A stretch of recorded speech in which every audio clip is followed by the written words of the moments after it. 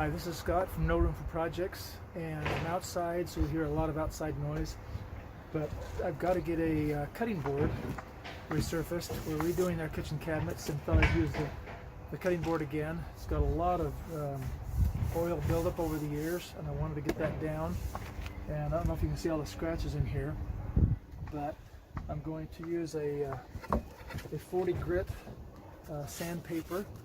I've tried some other sandpapers and it really gums up the sandpaper, so I'm going to try a 40, and then I'll work down to a finer one. I've got 120 grit. I may use something in between them, but we'll see how it goes.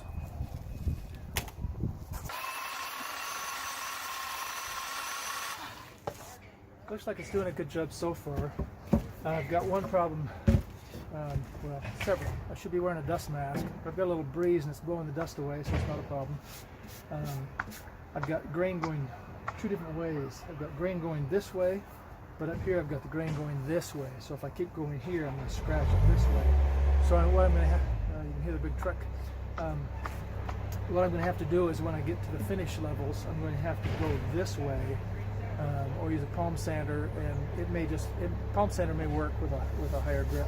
But it is getting the scratches out. It's doing a good job. And a few more minutes and it should be good.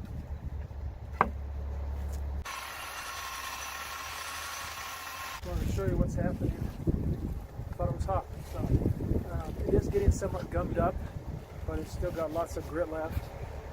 And one of the problems I have when I built the cabinets, I made room for a 3/4 inch cutting board, but it's tight now when I put it in, so I'm going to have to take a little bit out the surface to fit it in.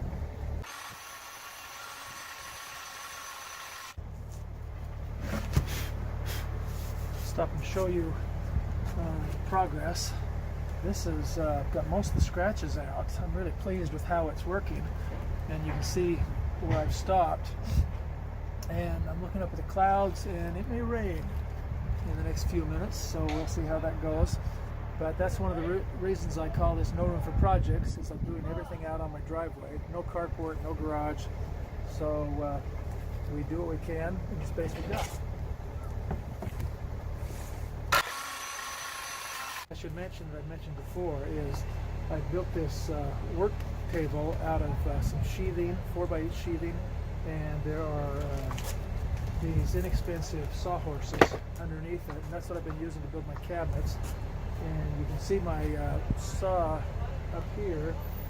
It got rained on. I had a tarp over it, but the tarp leaked and got rust on it. And I've shown you how to fix the rust in a previous video, but I'm going to have to do it again. A lot of pressure on this. I'm just kind of let it take the heaviness of the sander.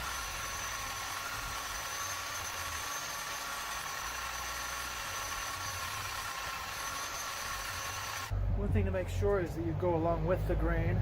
I wouldn't go this way because you're going to get a lot more scratches. It'll take a long time to get out. So if you stay with the grain, you're going to have a much better result. You can go side to side as the belt is turning this way with the grain, and that's not a problem. But if you start going angled, you'll get deep grooves. It'll take a lot more sanding to get out.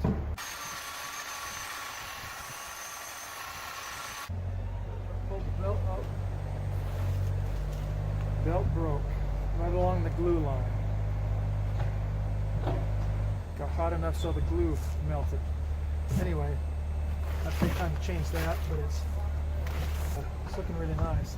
I can see the scratches going this way on this end piece. The grain is going this way, and so I'm going to have to do a lot more work on there. In fact, I may try just doing this.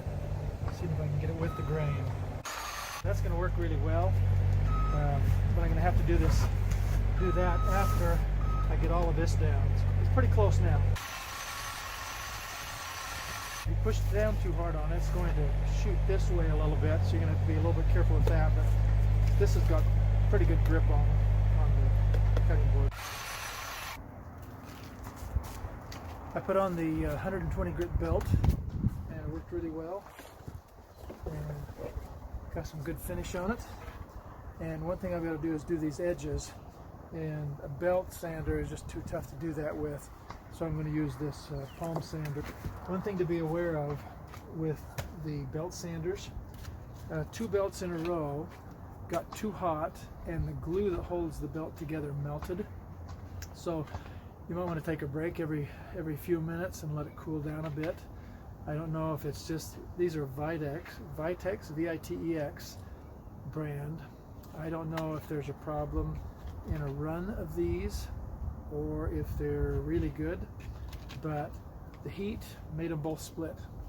So with this other one, it's also a Vitex, and I let it sit in between runs for a little minute or two, and it seemed to work fine.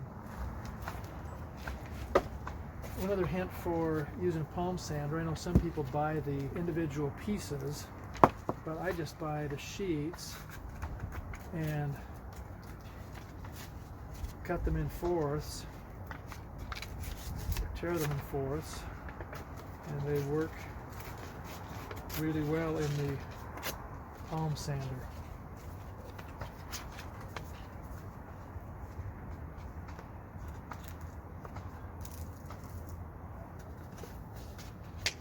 So you don't have to spend the money for the specifically sized ones.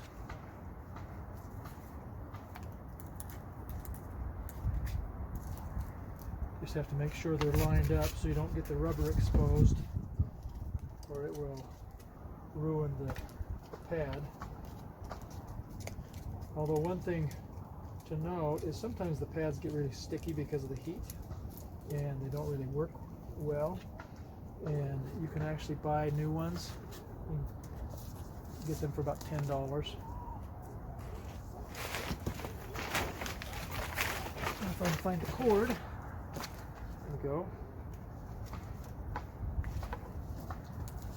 We'll do some finish sanding, and this sanding tool will also work well right here. I use this 120 grit sandpaper on this going this direction, and that seemed to work pretty well. But this way I can just go all over the whole thing. So I'm going to start by doing the edges. That looks like it's going to do a great job. I had to cut off about this much, 1/2 inch, 3/4 inch, to make it fit in the new cupboard. You can reuse these and they'll look brand new. Something else I'm going to do is, these edges are really sharp because I cut a little bit off each side because I needed it shorter and I wanted a brand new side on each one, on each side. So I'm going to put it at an angle and give it just a little bit of an angle on this, so this is not so sharp, because it is really sharp right now. If you notice, I go at 3 different angles. I go straight on here, and then I'll go a little bit over, and then a little bit over, and sometimes even a little bit more, so it gives you a good rounded edge. Yeah, those edges are beautiful now. When I sanded these front edges, they got really sharp too, so I'm going to do the same thing with them.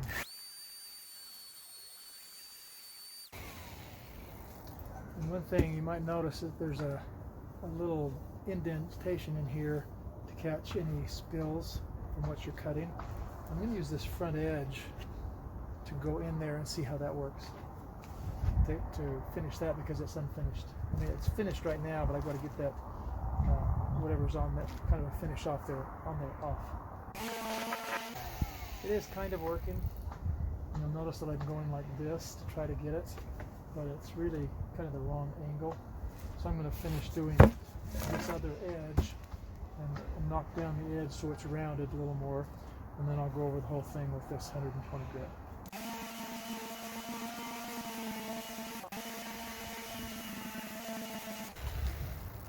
So I've got nice rounded edges there, nice rounded edges down here. Looks like I've still got sharp edges up here, so I'm going to take care of that.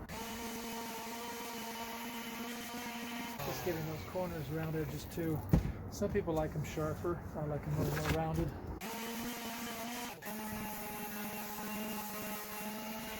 It's not necessary to go with the grain on this one because this is just vibrating, side to side.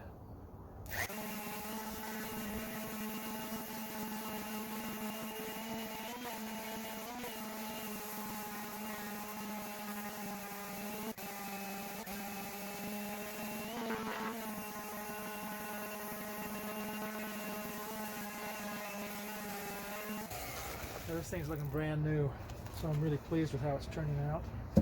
And I'll probably just get some sandpaper and do this by hand, or figure out some other way. I've got a little Dremel tool. I've got a little thing that has like a sanding, grinding, fine tip burr on it. I'll have to see if that'll work there. That's all it takes to redo a cutting board. And if you like this, give me a like and comment below if you have other things you'd like to see, and subscribe. And we'll see you next time. Yeah. Okay. Thanks. Go ahead. Go ahead. I'm going to do it so it doesn't cut your head off. No, it's okay. I'm right there. Yeah.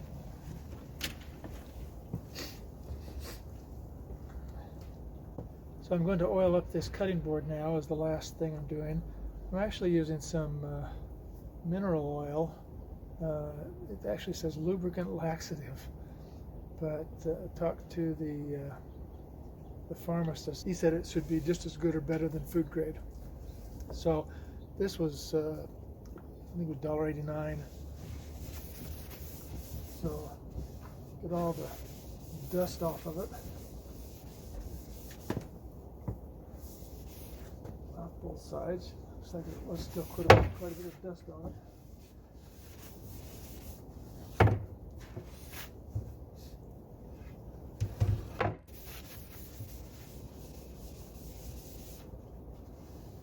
Oh yeah, that feels great. Okay, I was going to use a rag, but I thought I'm going to try just using paper towels. So I'm just going to get this and actually dump some on there.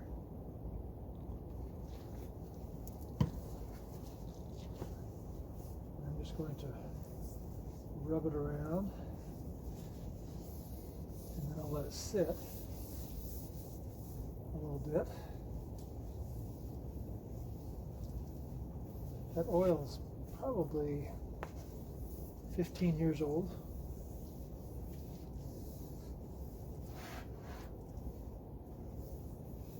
Should have put rubber gloves on so I didn't get the oil all over my hands.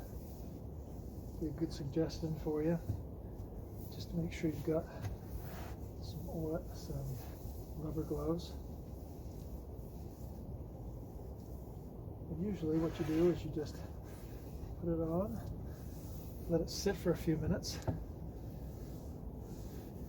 and then look for where it's soaked in really fast, and that's where it needs more. Oh, that's beautiful, bringing out the pattern in the wood.